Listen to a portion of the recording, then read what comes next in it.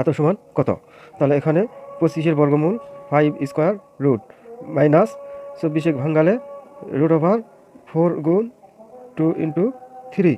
এখানে root square উঠে গেলে 5 minus 2 square root into 3 into 2।